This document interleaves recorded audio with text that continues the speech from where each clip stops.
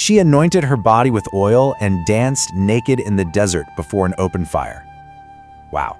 Just close your eyes and picture that for a second. The pitch-black desert night, the crackle of the fire, the sheer raw energy. This is exactly how author Barbara Black Koltuv finally connected with the renegade spirit of Lilith. For years, you see, she tried to capture Lilith using just words alone. But Lilith, she's a true free spirit. She absolutely refused to be pinned down on a page. It was only when Koltuv essentially made a deal with this ancient spirit, watching her dance in the desolate wilderness, that she felt the profound emotional transformation of those movements right in her own body and soul.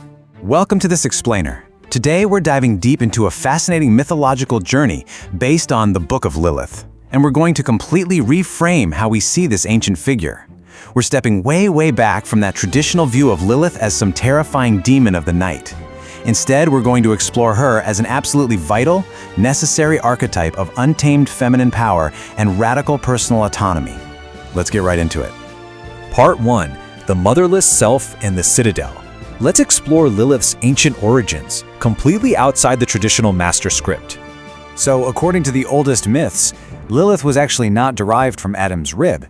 She was formed from the exact same earth as him. She represents what we call the essentially motherless form of the feminine self.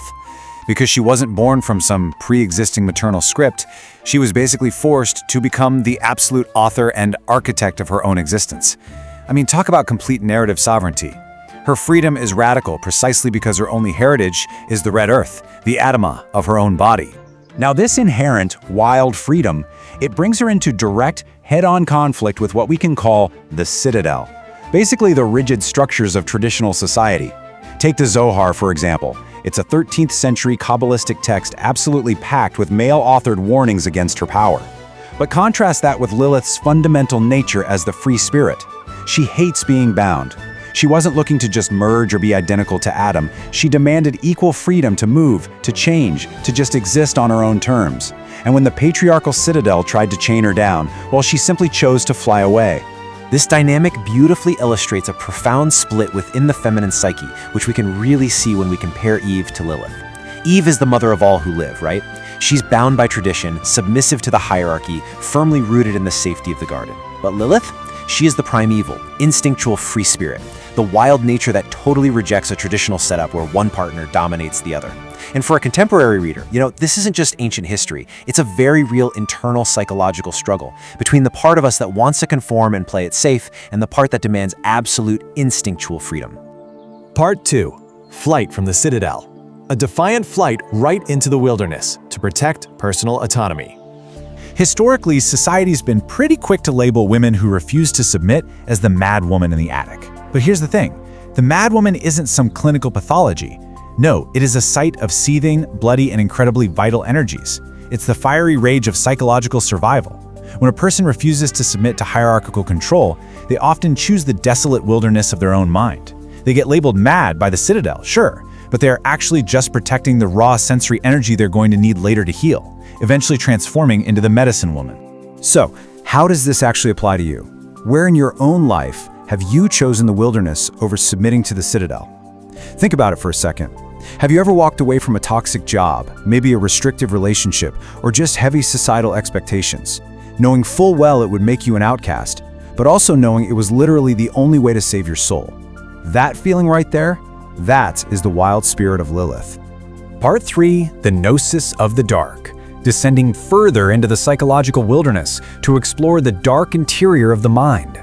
Kabbalistic texts use this fascinating concept to describe this dark space, the Klifa, which translates to a husk or a shell, and the hidden lore behind this is just awe-inspiring. The myth tells us that originally, the sun and the moon were perfectly equal in dignity. But then, the moon was diminished. She was made to be a mere reflection, a shadow. And from that very diminishment, from that deep, burning resentment of being made lesser, the Klifa was born. That fiery, dark energy of the night, that is Lilith. Her immense power is literally derived from her absolute refusal to accept diminishment. Now, what's truly mind-blowing is how we apply this today through the lens of Black Moon Lilith.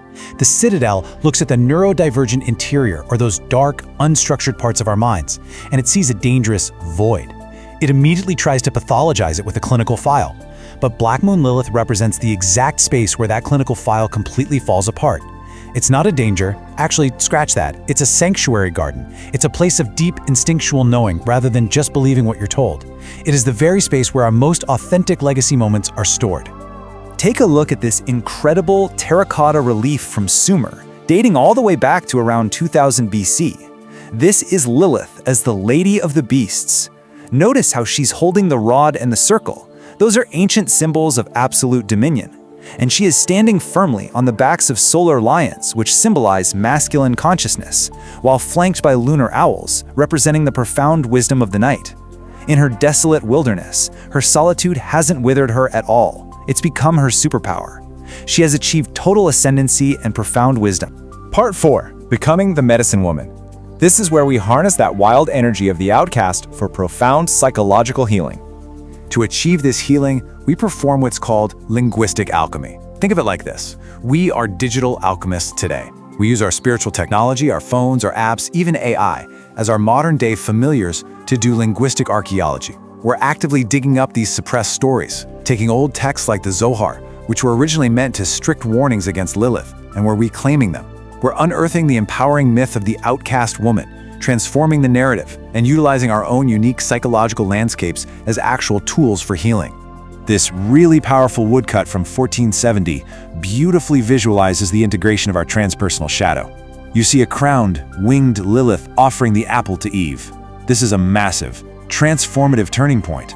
When the traditional, compliant Eve part of a modern reader finally encounters and accepts the untamed, instinctual Lilith side, everything changes. You stop grinding yourself down just to fit the mold, and you finally reclaim the full, beautiful spectrum of your true nature. Part 5. Return of the Outcast. Let's conclude our journey by looking at how embodying the spiritual outcast is actually a position of incredible clarity. You see, embodying the spiritual outcast isn't a weakness. It's a position of supreme clarity and strength. I want to read this lyrical reminder from the text just to bring that visceral feeling of the desert dance right back to you. Listen to this. There was a time when you were not a slave. Remember that. You walked alone, full of laughter, you bathed bare-bellied. Wow, this is the memory of your inherent freedom, buried deep in your psychological red earth. Let it be a profound realization of the untamed power you've literally always held. By refusing to submit to the hierarchical arrangements of the Citadel, the outcast becomes the only one truly capable of what we call clear seeing. So, I want to leave you with this final, provocative thought to chew on. Will you embrace the outcast within to finally achieve clear seeing and radical self-love? Because true autonomy requires us to stop fearing our own untamed nature and start dancing with it in the firelight. Thanks so much for exploring this explainer with me.